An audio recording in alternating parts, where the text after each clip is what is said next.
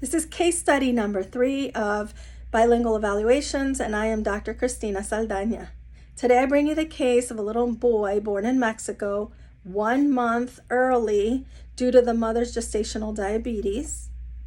At 6 months of age, he suffered from febrile seizures, and he did not walk or speak until after 18 months. So we know there are some developmental delays there. He emigrated to this country with his family, never did preschool, and he entered kindergarten last year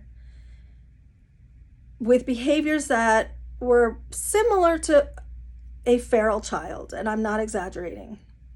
He would hide under chairs and tables. He was aggressive towards others. He growled.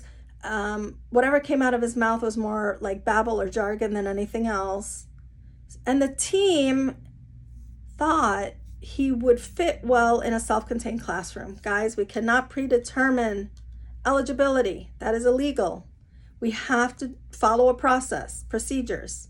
So, trying to keep in line with RTI and MTSS protocol, I suggested we screen every 3 months to track progress and see if we can modify his behaviors. When I gave him the receptive one word, we were all shocked. He scored a 91, so he's understanding. When I gave him the expressive one word, initially he scored a less than 60, severe deficit range. I came back 3 months later, he scored an 82, which is significantly higher. And 3 months after that, he was giving me 5-word sentences spontaneously. So we decided to let him stay in kindergarten, absorb a little more of the English, and the team suggested also that he repeat kindergarten. So right now we're at the beginning of kindergarten. He is still having behavior issues, not like before, but he's just not interested in academics at all. I gave him the expressive one word again.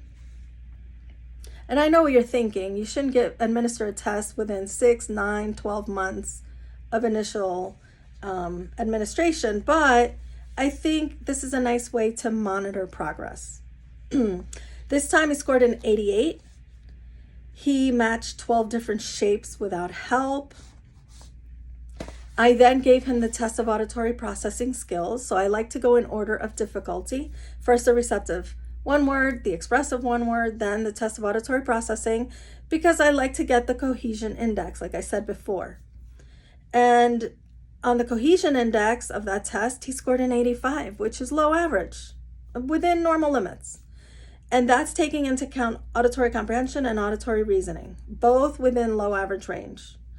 But I did get a 69 standard score on the memory index, and that's telling me that he has issues that could possibly be related to the febrile seizures he had when he was younger.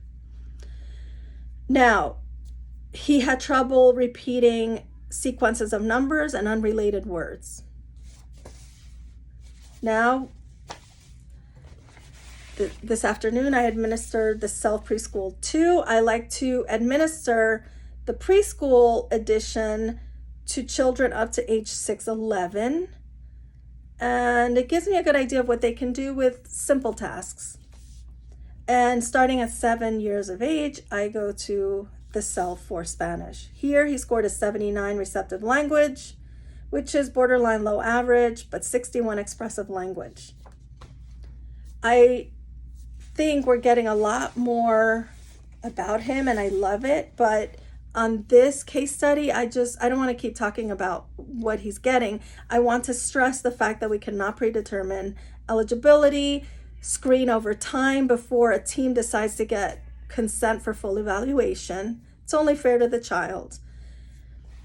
If you have any questions, any suggestions for me, I would love it. And I thank you for listening, and I hope we can learn together.